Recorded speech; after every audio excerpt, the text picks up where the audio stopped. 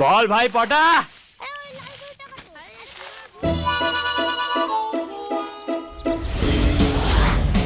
ও madam, এ বাক্স মোটা নিয়ে কোথায় চললেন? ম্যাডাম দাঁড়ান না, শুনুন না। ও ম্যাডাম কোথায় চললেন? ফেসবুকে দেবেন বলে গ্রামে ফটো তুলতে যাচ্ছেন তো? You know a lot about Facebook, right? ফেসবুকে ছবি প্রিন্ট আউট করে তোমাকে দেখিয়েছো আর বলেছো মা এটা তোমার বৌমা, তাই না? কার ফটো? আমার ফটো, আমার মা আমাকে সব বলে দিয়েছে। না ম্যাডাম না, মা আপনাকে অর্ধেক সত্যি কথা বলেছে, বাকি সত্যিটা আমি বলবো। আমি এনাফ ইজ এনাফ, আমি আর কোনো মিথ্যে শুনতে চাই না। ও ম্যাডাম, এ আমার রেপুটেশনের উপর যাবেন না, আমায় বিশ্বাস করুন। আজ আমি আপনাকে সব সত্যি কথা বলে ছাড়বো। গ্রামের লোকেরা আমার জন্য একটা মেয়ে ঠিক করেছিল, যাকে আমি ভালোই বাসি না। তারপর পটা ফেসবুকে আপনার ফটো দেখালো, ব্যাস তারপর সোজা লন্ডন। বাকি ম্যাডাম ইউ বেটার নো। চলুন না ম্যাডাম, চলুন না। Just shut up, how dare you. হ্যাঁ হ্যাঁ, তুমি নিজের প্রবলেম সলভ করার জন্য তুমি আমাকে ইউজ করেছো। না ম্যাডাম, ঠিক আছে ম্যাডাম প্লিজ চলুন না, নাহলে আমি বাড়ি গিয়ে মাকে কি বোঝাবো। চলুন না madam please. Driver let's go. এ না দাঁড়া দাঁড়া দাঁড়া, Please, ম্যাডাম, চলুন চলুন না প্লিজ। যাও গেট আউট। ঠিক আছে ম্যাডাম, 20 টাকা ভাড়া তার বেশি দেবেন না। আমি 50 টাকা দেবো, তোমার কোনো সমস্যা? এ ভাই বাকি 30 টাকা আমায় ফেরত দিবি। ড্রাইভার চলো। যান ম্যাডাম। ম্যাডাম ম্যাডাম ম্যাডাম ভেবে দেখুন না প্লিজ, চলুন না। গেট আউট লে স্টুপিড। এই তো চললো লন্ডন। এবার আমি মাকে কি বলবো? এই গ্রামের বিষাক্ত মালগুলো মাকে টিটকিরি মেরে মেরে প্রেস্টিজ পাংচার করে ছাড়বে।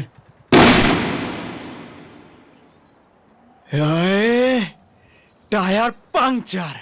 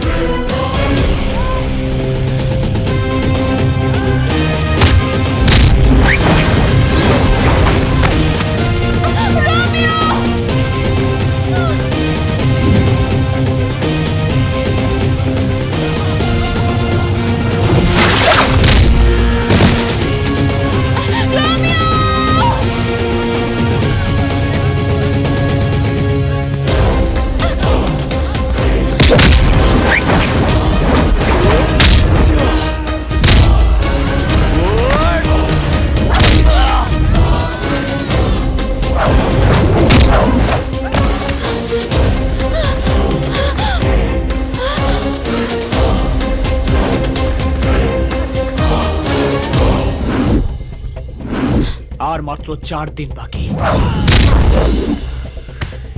4 দিন পর আপনার 21 বছর বয়স হয়ে যাবে। ততদিন আপনাকে সেভ করা আমার ডিউটি। আর এই কথাটা রোমিও বলছে না, বলছে আপনার বডিগার্ড।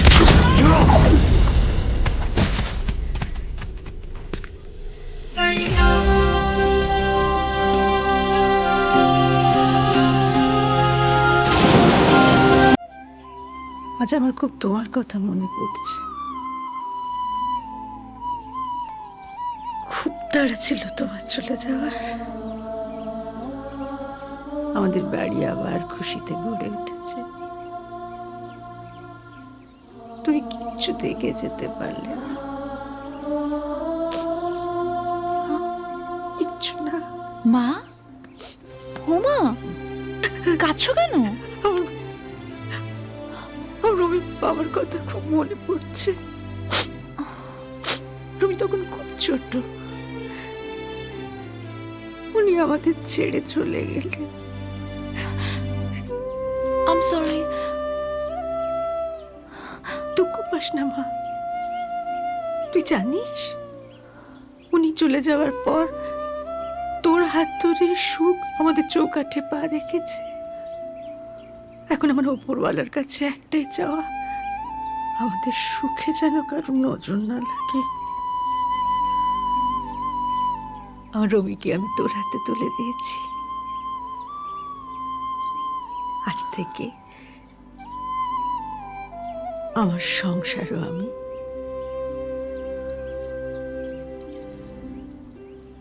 তোর হাতে দিলাম।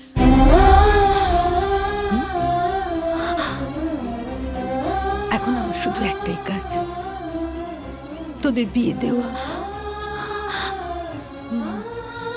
তারপর নাতি নাতনি হলে তাদের সঙ্গে খেলা করে বাকি জীবনটা কাটিয়ে দেব। তবে হ্যাঁ, নাতি নাতনি রমির মতো না, তোর মতো হওয়া চাই।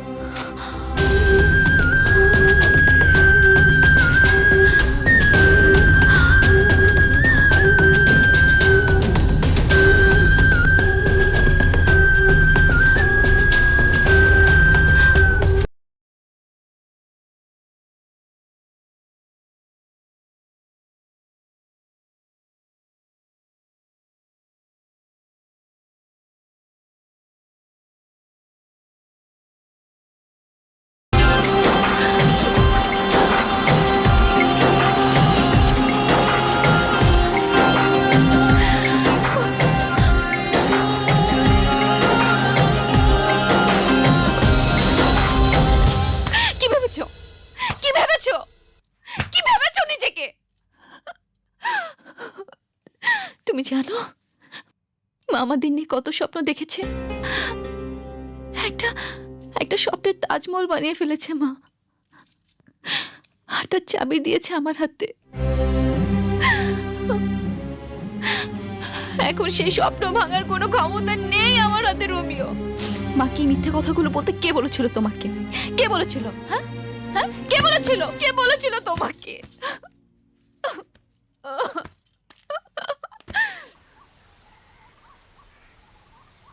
মা, একটা কথা জিজ্ঞেস করব? কর না। মা আর ছেলের সম্পর্ক যে একটা অদ্ভুত সুতোয় বাঁধা থাকে, সে সুতোর নাম কি মা? ওটা সুতো না বাবা, ওটা শক্ত দড়ি, যার ভালো নাম বিশ্বাস আর ডাক নাম ভালোবাসা। কিন্তু মা, কোনো কারণে যদি সে দড়ি ছিঁড়ে যায়?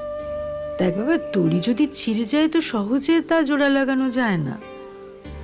ওপরওয়ালার আশীর্বাদে যদিও বা তা জোড়া লাগে, কিটটা তো থেকে যায় বাবা।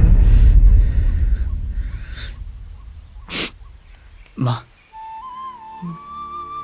মা তুমি আমায় ক্ষমা করে দাও মা।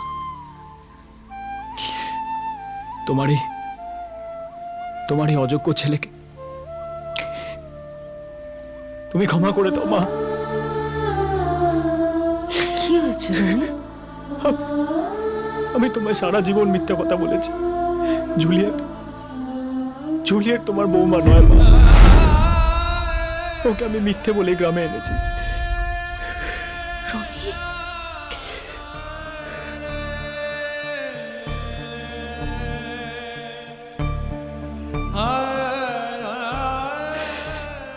আমায় ক্ষমা করে দাও, ক্ষমা করে দাও। আজ তুমি যদি আমায় ক্ষমা না করো, তাহলে ওপরওয়ালা আমায় ক্ষমা করবে না। ক্ষমা করে দাও। রমি, তোর এই মিথ্যেটা সত্যি আমায় খুব কষ্ট দিয়েছে।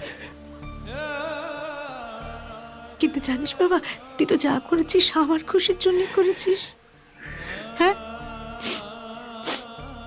আমি ওপরওয়ালার কাছে প্রার্থনা জানাই তিনি যেন সব মাকে তোর মতো সন্তান দেন। মা, তুই যদি মিথ্যে না বলতিস, হয়তো এই কটা দিনের জন্য হলেও সোনা মেয়েটাকে নিজের করে পেতাম না। ও তো আমার খুশির জন্য কত কিছু করেছে। আমাদের ছেলেকে ক্ষমা করে দিও, ও আমার খুশির জন্য মিথ্যে বলেছে।